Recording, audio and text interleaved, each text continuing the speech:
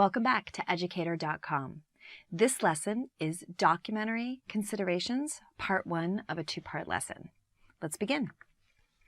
In this lesson, we are going to discuss and talk about the role of the nonfiction filmmaking, which applies to documentaries and documentary-style films. We will be discussing the documentary film language. We will also review documentary styles. And we will touch on the ethics in documentary filmmaking, something that's very important.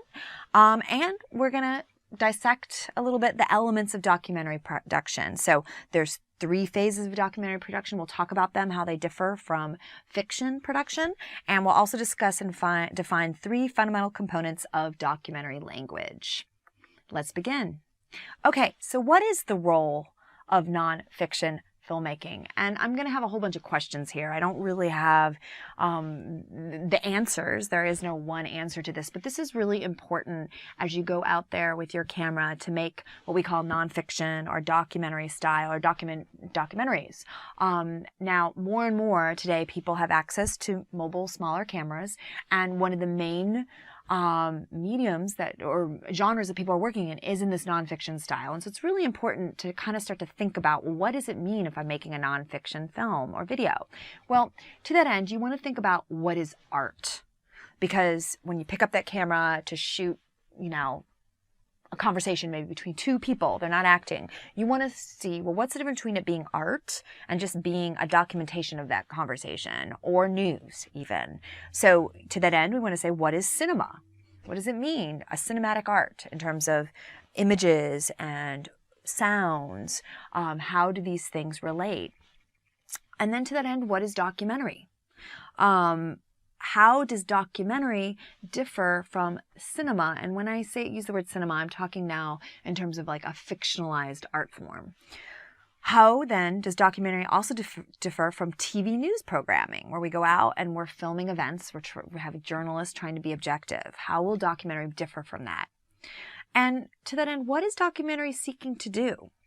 If it's not seeking to purely document and to reflect to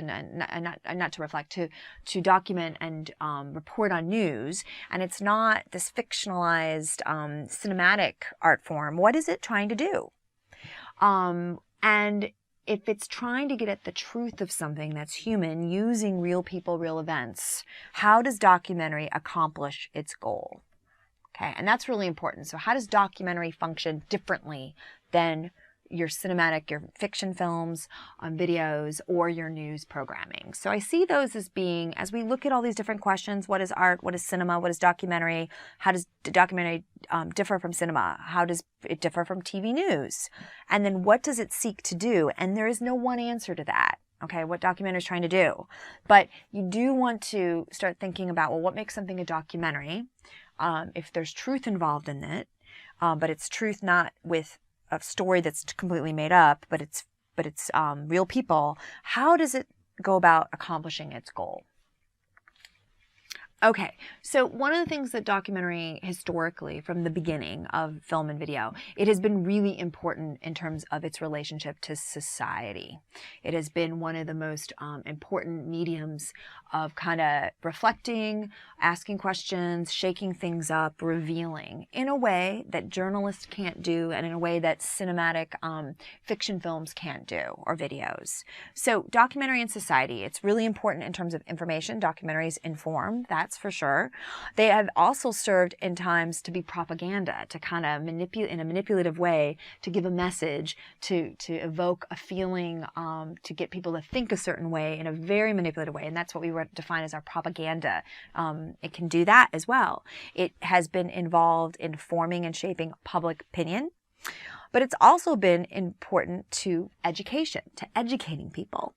I can think of certain films, Super Size Me, that did a great job of kind of getting people aware as a documentary of the fast food industry and how people were relating to it, to get people to think about it. It also has really, documentaries can impact public policy. because they do relate to real events and real people and real life, real society. And then to that end, we can talk about them as being a cultural envelope. They, at the same time, they kind of define our culture and kind of create the structure, but they also, we are reflecting the culture in our documentaries as well as help shaping it. So we're doing both.